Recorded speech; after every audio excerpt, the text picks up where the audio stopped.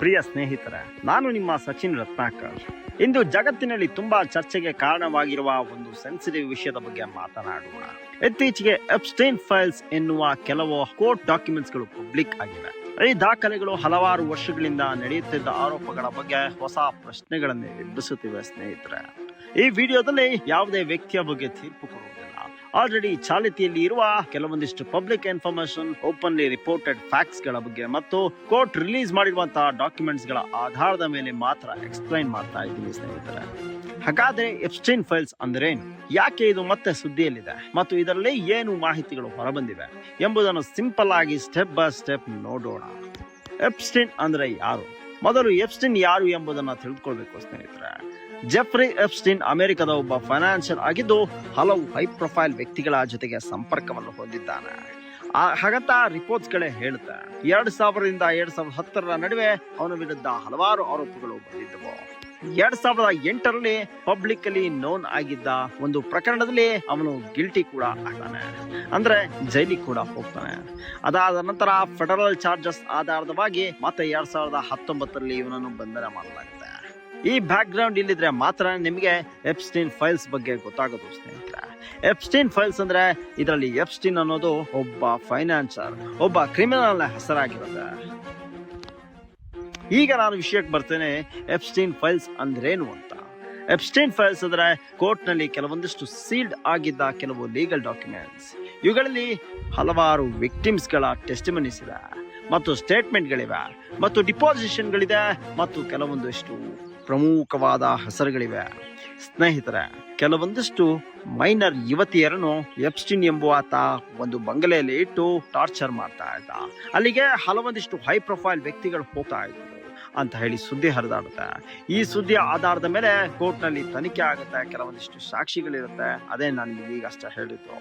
Victims ಟೆಸ್ಟಿಮೋನಿಗಳು, ಸ್ಟೇಟ್ಮೆಂಟ್ಗಳು, ಡಿಪಾಸಿಷನ್ಗಳು ಇವೆಲ್ಲವೂ ಹೆಸರುಗಳು ಮತ್ತೆ ಉಲ್ಲೇಖವಾಗಿದೆ. 2024ರಲ್ಲಿ ಈ ಕೋರ್ಟ್ ಪೇಪರ್ಸ್ಗಳು ಕೆಲವು ಭಾಗಗಳನ್ನು ಸಾರ್ವಜನಿಕವಾಗಿ ಪಬ್ಲಿಕ್ ಮಾಡಲು ಅನುಮತಿ ಸಿಕ್ಕಿದ್ದು ಮೀಡಿಯಾದಲ್ಲಿ ದೊಡ್ಡ ಮಟ್ಟದಲ್ಲಿ ಅಟೆನ್ಷನ್ ಪಡೆಯುತ್ತದೆ. ಇಲ್ಲಿ ಗಮನಿಸಬೇಕಾದ ವಿಷಯವೇನೆಂದ್ರೆ, ಕೋರ್ಟ್ ಡಾಕ್ಯುಮೆಂಟ್ಸ್ ನಲ್ಲಿ ಹೆಸರುಗಳು ಮೆನ್ಷನ್ ಆಗಿದೆ, ಆದ್ರೆ ಕೇವಲ ಆರೋಪವನ್ನು ಅಷ್ಟೇ ಮಾಡಿದೆ ಹೊರತು ಯಾರು ಅಪರಾಧಿ ಎಂದು ಇನ್ನೂ ಸಾಬೀತಾಗಿಲ್ಲ. ಇವೆಲ್ಲ ಅಲಿಗೇಷನ್ಸ್ ಮತ್ತೆ ಸ್ಟೇಟ್ಮೆಂಟ್ ಗಳು ಮಾತ್ರ ಆಗಿರುತ್ತೆ ಸ್ನೇಹಿತರೆ. ಇನ್ನು ಫೈನಲ್ ಜಡ್ಜ್ಮೆಂಟ್ ಯಾವುದೇ ವಿಷಯಗಳಲ್ಲೂ ಕೂಡ ಬಂದಿಲ್ಲ. ನಾವೀಗ ಬರೀ ಎಪ್ಸ್ಟೈನ್ ಫೈಲ್ಸ್ ನ ಔಟ್ಲೈನ್ ಮಾತ್ರ ನೋಡಿದ್ವಿ ಸ್ನೇಹಿತರೆ.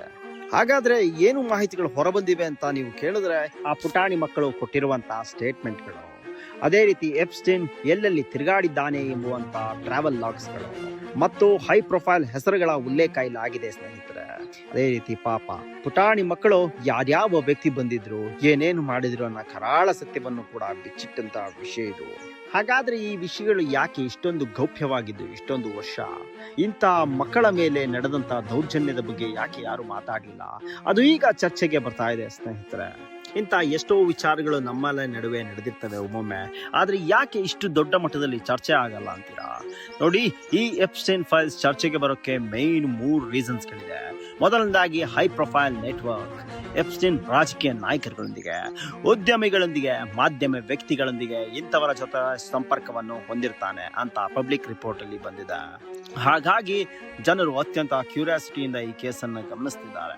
ಎರಡನೇದು ಅಲಿಗೇಷನ್ ನೇಚರ್. ನಾನು ಹೇಳಿದ ಹಾಗೆ ಆ ಪುಟಾಣಿ ಮಕ್ಕಳು ಹೇಳಿದಂತಹ ವಿಷಯಗಳು ಎಂಥವರ ಮನವನ್ನು ಕೂಡ ಕಲಕುವಂಥದ್ದು ಮತ್ತು ಪಬ್ಲಿಕ್ ಮತ್ತೆ ಮೀಡಿಯಾ ಇದರ ಬಗ್ಗೆ ಅಟೆನ್ಷನ್ ಅನ್ನ ಜಾಸ್ತಿಯಾಗಿ ಕೊಟ್ಟಿರೋದು.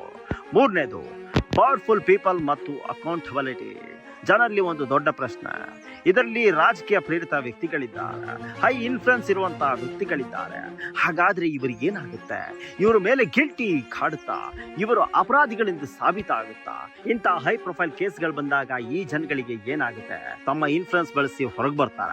ಇದೇನಾಗುತ್ತೆ ಅಂತದ್ದು ಜನಗಳಿಗೆ ಕುತೂಹಲ ಹೆಚ್ಚಾಗಿದೆ. ಈ ವಿಷಯ ಇಂಟರ್ನೆಟ್ ನಲ್ಲಿ ಹಲ್ಚಲ್ ಎಬ್ಬಿಸಿತ್ತು. ಜನಗಳು ಫೋಟೋಗಳ ಆಧಾರಿತ ಮೇಲೆ ಹೆಸರುಗಳನ್ನು ಹೇಳಕ್ ಶುರು ಮಾಡಿದ್ರು. Steve Hawkins, bill Gates, Donald Trump ಈ ರೀತಿಯ ದೊಡ್ಡ ದೊಡ್ಡ ಹೆಸರುಗಳನ್ನೇ ಹೇಳಕ್ ಶುರು ಮಾಡಿದ್ರು.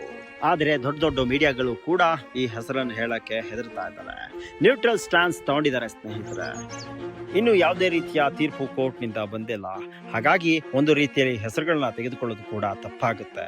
ಏನೇ ಆದ್ರೂ ಈ ಕ್ರಿಮಿನಲ್ ವ್ಯಕ್ತಿ ಎಪ್ಸ್ಟೀನ್ ಅದ್ ಹೇಗೆ ಜಾಗತಿಕ ಮಟ್ಟದಲ್ಲಿ ಇಷ್ಟೊಂದು ಹೆಸರನ್ನ ಬಿಲ್ಡಪ್ ಮಾಡ್ಕೊಂಡ, ಅವನು ಹೇಗೆ ಒಂದಂತ ಫೇಮಸ್ ಲೀಡರ್ಸ್ಗಳನ್ನ ಮೀಟ್ ಮಾಡ್ದ, ಇವೆಲ್ಲವೂ ಒಂದು ಕೌತುಕವೇ ಸರಿ. ಏನೇ ಆಗ್ಲಿ ಸ್ನೇಹಿತರೆ, ಆ ಮಕ್ಕಳ ಮೇಲೆ ದೌರ್ಜನ್ಯ ನಿಜವಾಗಿಯೂ ನಡೆದಿದ್ದಾರೆ. ಆ ಮಕ್ಕಳಿಗೆ ಅನ್ಯಾಯವಾಗಿದ್ದಾರೆ. ಕೋರ್ಟ್ನಲ್ಲಿ ಸಾಕ್ಷಿಗಳು ಸಿಕ್ಕಿ ಇದೊಂದು ಕೇಸ್ ಪ್ರೂವ್ ಆಗ್ಬಿಡ್ಲಿ ಅನಿಸ್ತಿದೆ. ಎಂಥ ದೊಡ್ಡ ವ್ಯಕ್ತಿ ಆಗಿದ್ದರೂ ಸರಿ, ಅವರೆಲ್ಲರೂ ಶಿಕ್ಷೆಗೆ ಅನುಭವಿಸ್ಬೇಕು ಅಂತ ಅನಿಸ್ತಾ ಇದೆ. ಇದು ಇವತ್ತಿನ ವಿಡಿಯೋ ಆಗಿತ್ತು ಸ್ನೇಹಿತರೆ. ಇನ್ನೂ ಒಳ್ಳೊಳ್ಳೆ ಕಂಟೆಂಟ್ ಒಂದಿಗೆ ಮತ್ತೆ ಸಿಗ್ತೇವೆ. ಚಾನಲ್ಗೆ ಸಬ್ಸ್ಕ್ರೈಬ್ ಆಗೋದನ್ನ ಮರಿಬೇಡಿ ಸ್ನೇಹಿತರೆ.